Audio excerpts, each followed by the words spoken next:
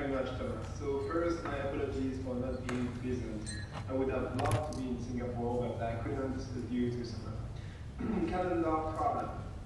So yeah, today we are going to talk about telecom security stuff, mainly around 3G and LTE. Most of you guys, when you hear about telecom, mostly it's because of VoIP. Some sick hacker got into a system by just brute forcing. So you may be familiar with a very famous tool, Sid Vicious from Sampo Gochi, who is a good friend. And basically this tool is the basis for a lot of fraud, but also assessment of these VoIP PBX. Now, these even the random standard PBX fraud, when the people are abusing PBX, which are loosely protected, but they just concern the periphery of the telecom network. There was a time where the attack that were going on were actually affecting the telecom carriers directly, and this was the time of Blue Box. And here you can see a picture of two famous men who were building and selling their own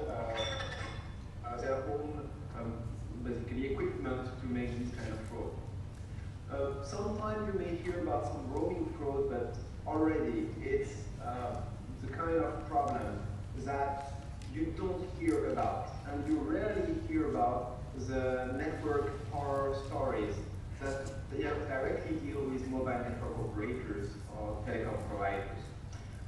So here, that's what I'm going to talk about. I'm going to talk about these horror stories and how it's been migrating from 2G, 2.5G to now 3G and LTE networks. So very simply, what we have here is a simple list of problems that I'm going to go over that directly affect the telecom operator. This telecom operator, they actually introduced a lot of features in their network so that the network would be secure against these blue box attacks, these red box attacks, all the attacks that were attacking directly the telecom operator.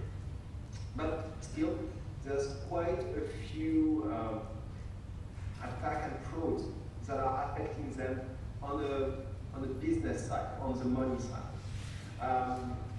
Even without attacks, they have a lot of security requirements just by law. That is, just before fraud and attack takes place, they need to make sure that the network is available, and for one business reason and one legal reason. The legal reason being that the 911, the emergency numbers must be always available, but also that 1 minute of downtime can cause a few millions of euros of basically of lost revenue. And there, they suffer. Recently in Europe, there was an outage in Finland, in the UK, in Eastern Europe countries. And this creates a lot of damage at the telecom. Now, after this availability damage, there is all the fraud. And here you can see, for example, fraud relating with SMS that are being used to generate a toll fee with prepaid abuse. Prepaid abuse is, for example, when you buy a prepaid card, a GSM prepaid card, let's say in Singapore, and then you roam to a country, let's say Bahrain or Luxembourg or Italy, who has not an interconnection with a direct interconnection with the Singapore operator you're using. And then what happens is that you may be able to use your prepaid card more with, like you use from your prepaid card more than the credit that is on the prepaid card. So let's say you bought your prepaid card for $10, and you can use up to $100 or $1,000 of communication. So that's typical, quite non-technical type of frauds that the operator are facing. They are also facing much more technical advanced kind of fraud. For example, we see fraud which deal with operator receiving SS7 traffic. So I'm going to talk about SS7 a bit later, but SS7 is the way operators talk internationally between each other. And the kind of talk they have with SS7, with this protocol, is I have an SMS for you, you want it? Yes, I want it. It is for this subscriber. Okay, this subscriber is located with this mobile switching center. So please connect with this mobile switching center, etc. And this SS7 can be used to transfer information such as SMSs, calls, but also payment calls, balances, and special services such as location-based services. One thing that has been public about SS7 abuses is a location request, what you call HLR lookup. HLR lookup enables you to know from a cell phone number its average location in the world. So at least what you can know is in which country the user is. But also, the operators face type of attacks that are very bad to this network, which are related to denial of service. And as I told you, denial of service is a very big concern. So either doing denial of service on a certain region of the world, even a country, or to do user-targeted denial of service is definitely something telco pay attention. Now, in terms of these telecom fraud and attacks, we have much more recent kind of attacks. I'll be talking about a bit about the femtocell signaling attacks. Femtocell is a way to get network where you don't have network coverage. Basically, it's just a telecom router that is usually the size of ADSL router and enable you to have 3G network or even LTE network in your house where there was no network coverage before. So it's really a base station and a telecom router in a small box. And this femtocell will definitely represent a growing risk and be detailing that behavior. Now, you see, these kind of attacks go on and on. Actually, this is an extract from a small extract from a database of all the attacks that happen on telecom network. One interesting thing is that here we don't see many protocols that are only on the border network. So what we're going to see is that there's a whole lot of networks that are used inside the core network that are actually not known by the general public or even the technology experts. And there's really still a gap between telecom technology knowledge and the IP world and basically internet technology, where there are some points of overlap. For example, on SIP. SIP is being used both for VoIP, but also for bridging of telecom core networks. And what you can have is flavors of SIP that actually are being used to inject the signaling information into the network and potentially bad signaling information. It could be caller ID, it can be callback services, it can be a lot of things that are going through SIP. But if you don't have a knowledge of how the underlying signaling protocol works on the telco, it's basically useless. So I'm not going to detail every fraud that is in SIP, but just to say that a lot of them are unknown from the public, and people are changing their approach to telecom by saying, oh no, telecom now is all IT, so it's the specificities of telecom are going away, and all these telecom-specific protocol, SS7, 3G, 2.5G, etc., are going away. This is true and not true. This is true in the sense that these protocols are evolving. So we protocols which are linked with 3G and LTE, but there's still the upper layer protocol, which are still the same, still based on specifications that date back from the 80s and possibly from the early 90s. So first, a little bit of what we are talking in terms of the basis for the modern telecom operators. So here what you see is the SS7 network. SS7 networks is the basis for all the modern telecom operators. So it's one which is a bit different than the regular telecom, than the regular internet network, right? Because very simply, you see here that to be in connection with anyone on the network, you have to have a direct connection with it. And not only a direct connection with the equipment, but a full direct connection. So that's a redundancy. So once again, the goal of this network is first to be available, and they get the pipeline that is 99.99999% of the time is uptime. So of course, there are some constraints. And here what you can see on the local level is on the left side and right side where are called SSPs, certification points. And these are really the switches that you hear when you pick up the phone, or that you're going to talk to when you're going to change a cell location or want to establish a call. Now, between them, there are FTTs. FTTs are just like big routers for telecom. So once again, when we think about a router, we think about the 1U appliance. I was doing a pen test on some equipment, and at the end of the pen test with some free time, and basically we managed to get into some boxes. So I asked some guy to actually show me the physical equipment that we managed to penetrate.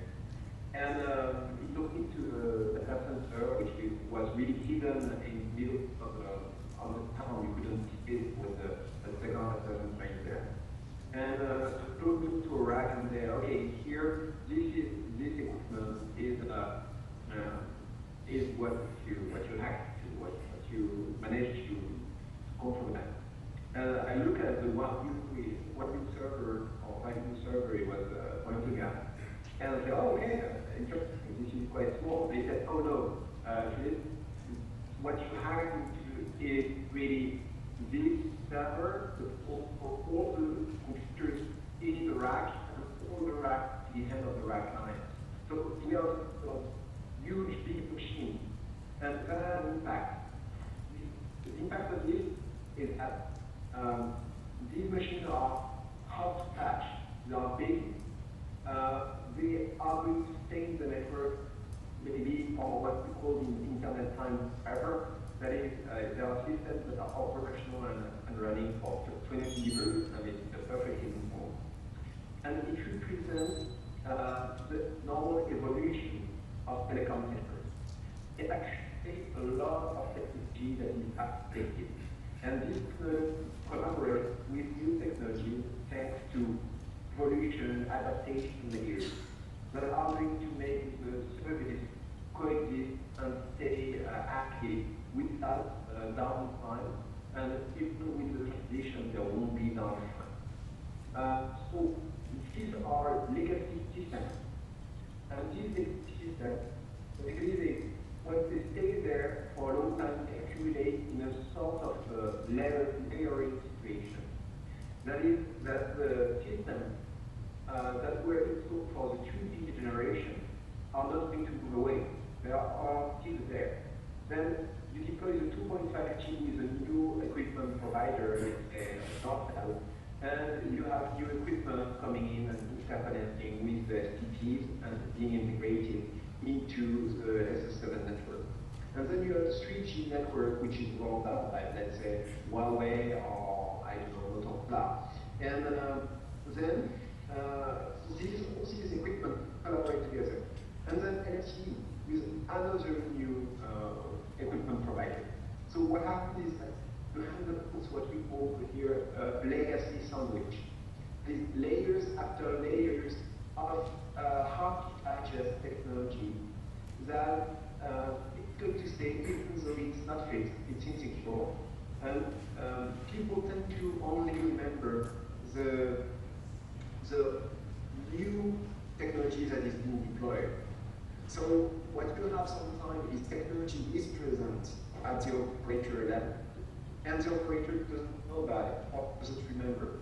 And the reason for that is that these operators outsource the deployment of these equipment. So what we have is equipment that actually are not known nor really understood by the operation teams that are managing them.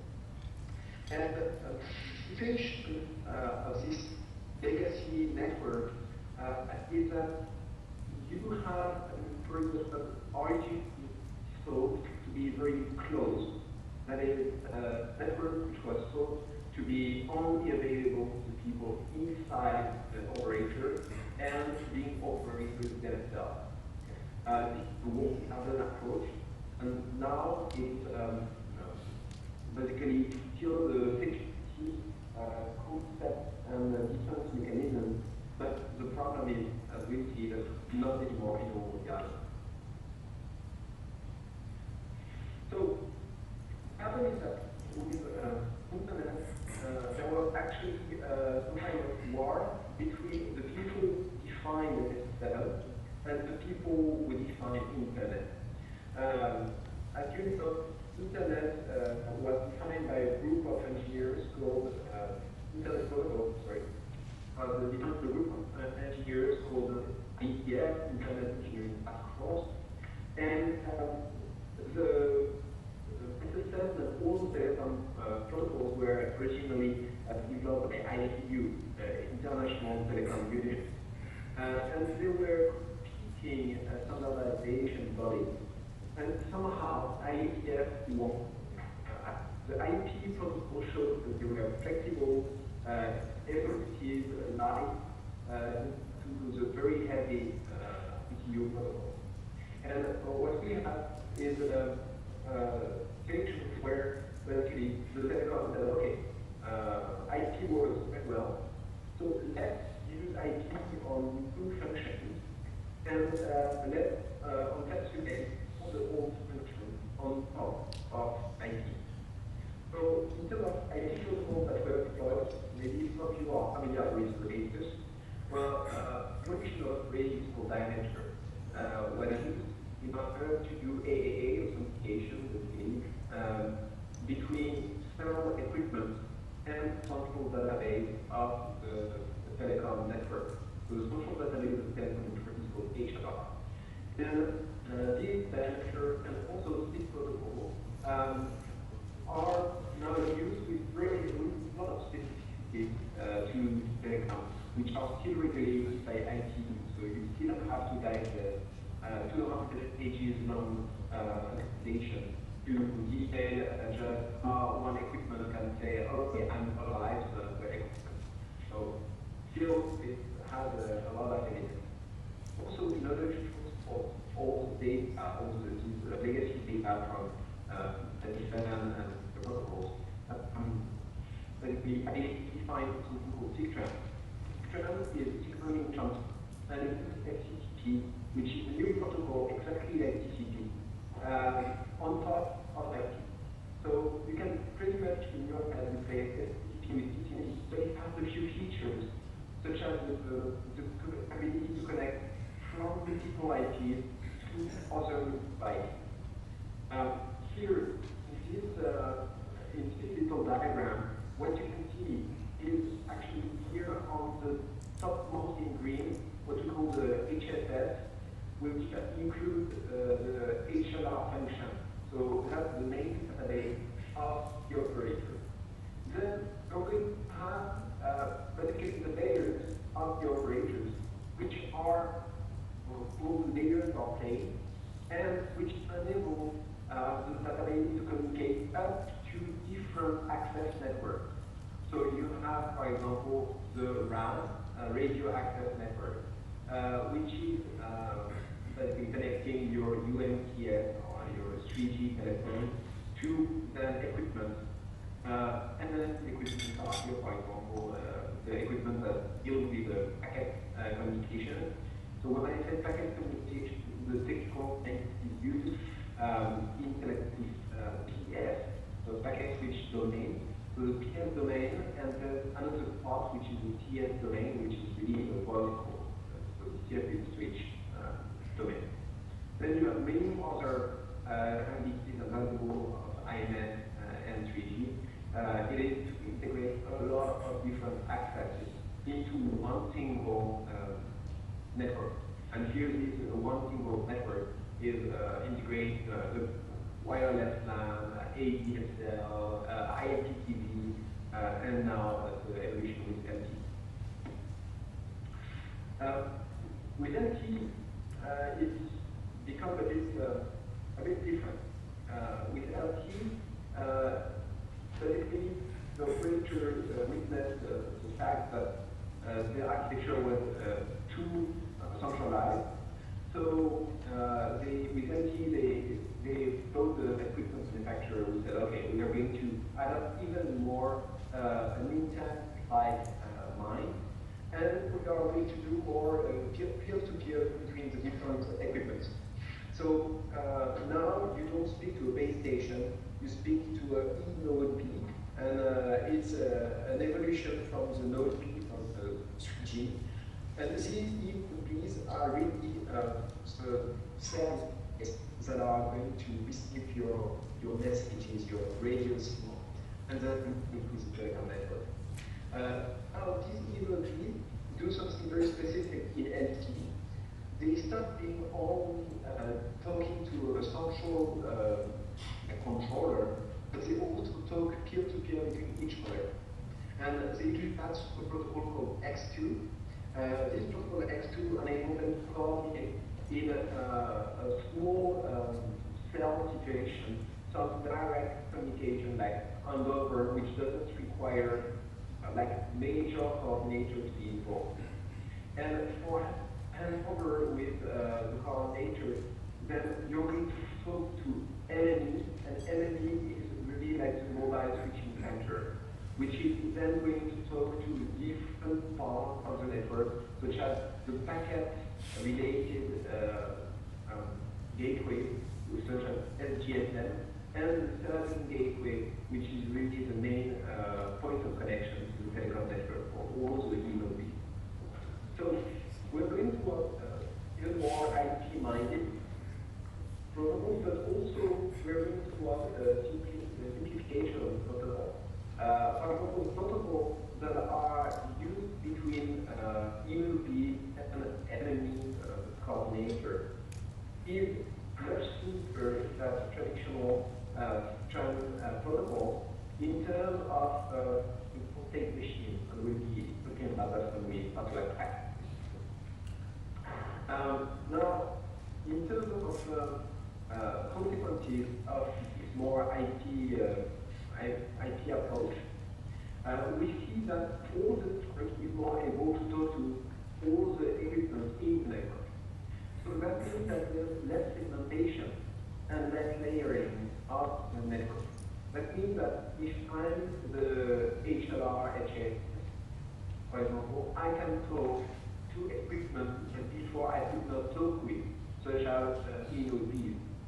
So what happens is that if you eat the network, and even more connect internally to any of the equipment. For example, before, you could not directly connect, for example, let's say, an STP, which was used for international connection, directly to the DTS that were receiving the radio signal. There was always the mobile switching center in the middle. Well, here we see a big change. And it addresses performance issue and the bottleneck with encounters in 3G network. But at the same time, it makes the network much more open. And there's a lot of now new services which require access by untrusted parties. And these untrusted parties make it so that the network is not anymore a walled garden. You don't have anymore only nice guys which are on the network. And we have bad guys who are actually using the internet connection to route some traffic and try to have some SMS for free.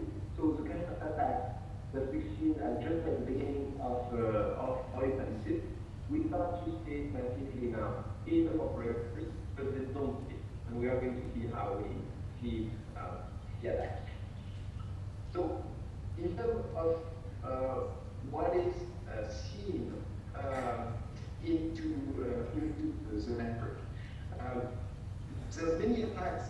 We only know what is public and researched and basically developed in companies and publish solutions to the product which is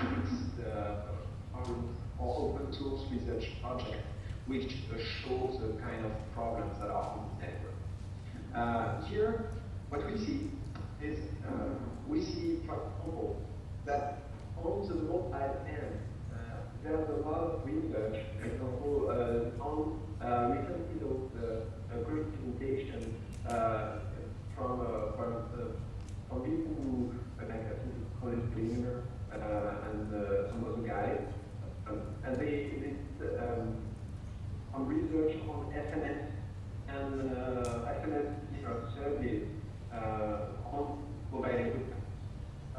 Also, there's a lot of these research that can be done with this open source project which is managed by Hamilton, which replaces the proprietary software that is on your mobile equipment by open source.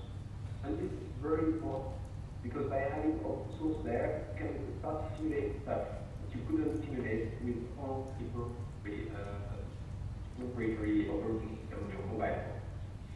Next is all the people who are actually targeting the BTS and the BTS or any kind of all BTS such as the low-P and low-P and the mobile phone.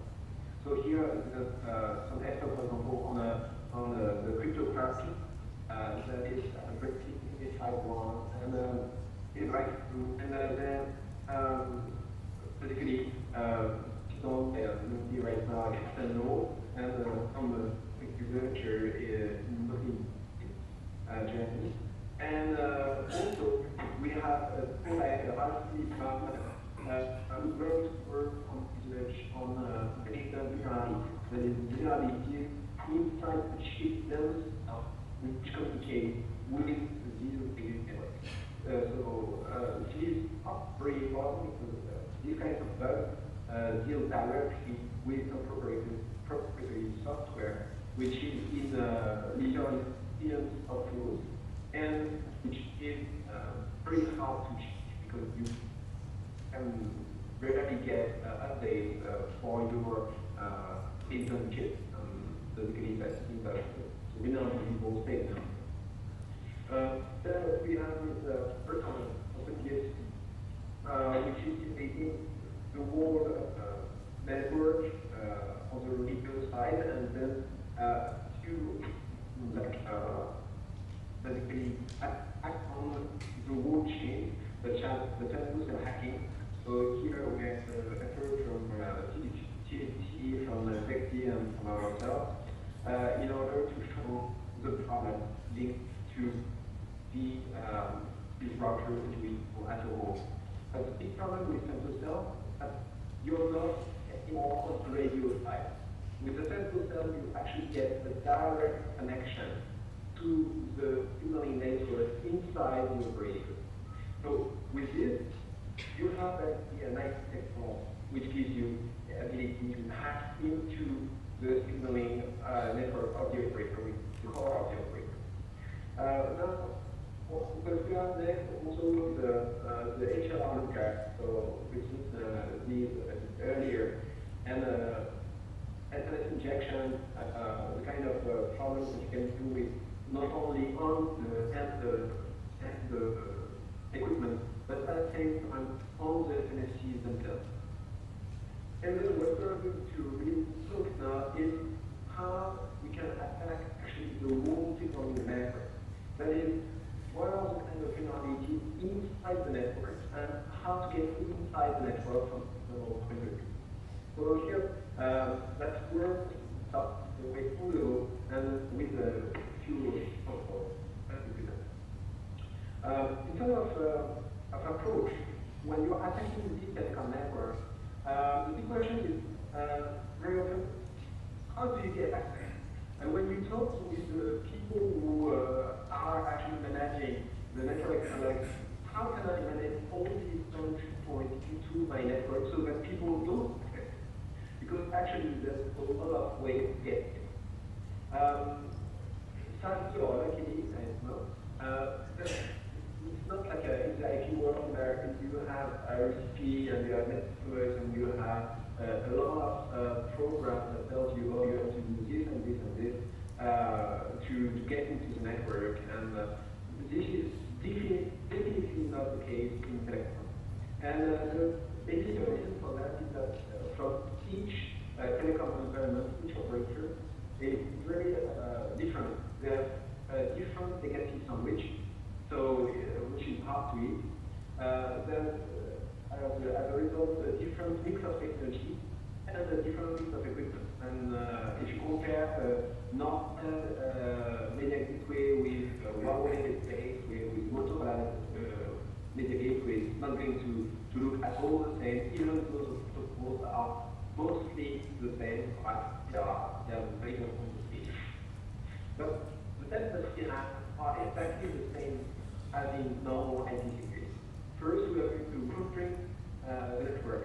So that means that we are going to try to find entry points to the network and try to find how to get into this network. That's typically when we know what to scan, where to scan them.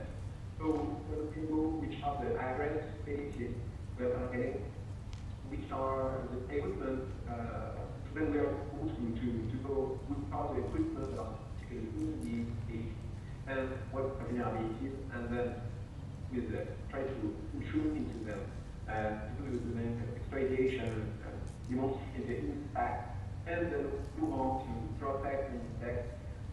So it's detecting the attackers and protecting from these attacks. In terms of footprint, let me do a about the first footprinting on any kind of connection of an operator. So, switch.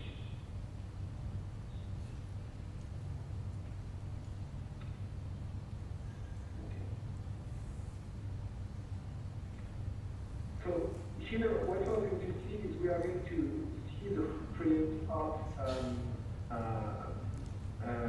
recent basically scan that we've done actually a month ago, and we did a scan of the whole international SS7 perimeter.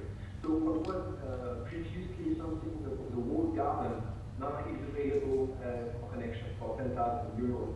And what we did is actually a complete scan of all the entry points which are for all the components that the whole 24-bit address space.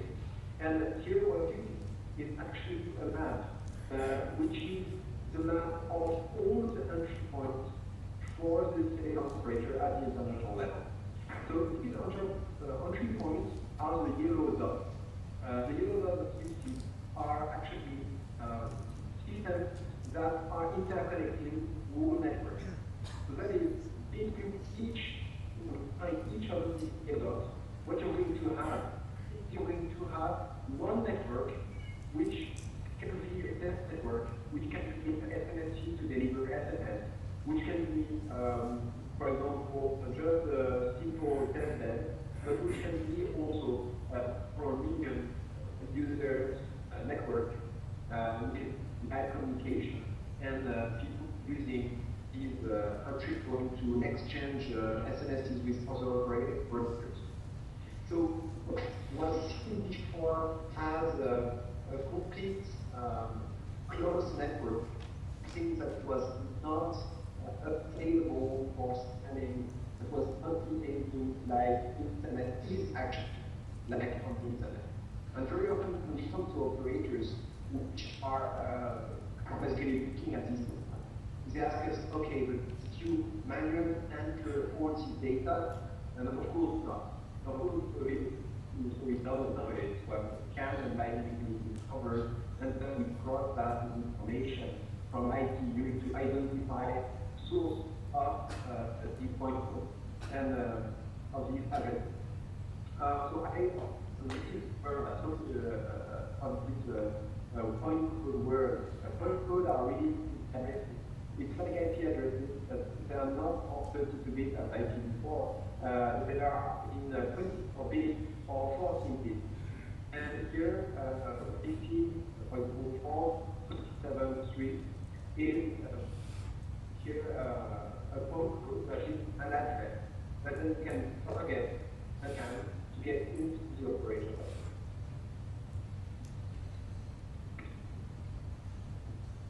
So once you have each of the developed, what you want to do is really you want to scan. And in order to scan, you really want to go for actually different ways, because there are different entry points into the network that can be used to target this sort of network and basically the root of the network system. One, which is ACS, is the packet switch domain. So when we talk about packet switch, we're really talking about GPRS, data connection. And very often, okay, well, that is a big part of the technical, but how much of a problem is it? So, problem is that the point of end-to-end machine-to-machine communication over the GPRS domain. What happens is that actually the finding problem in configuration is very easy. You have IP overlap, you have efforts that are configured with the same addresses. So you have some deconfigured firewall that has some packet script, and at the same time you have some issues with IPv6, which is harder to control than actually IPv4 well understood. And IPv6 is being deployed a lot in telecom operators.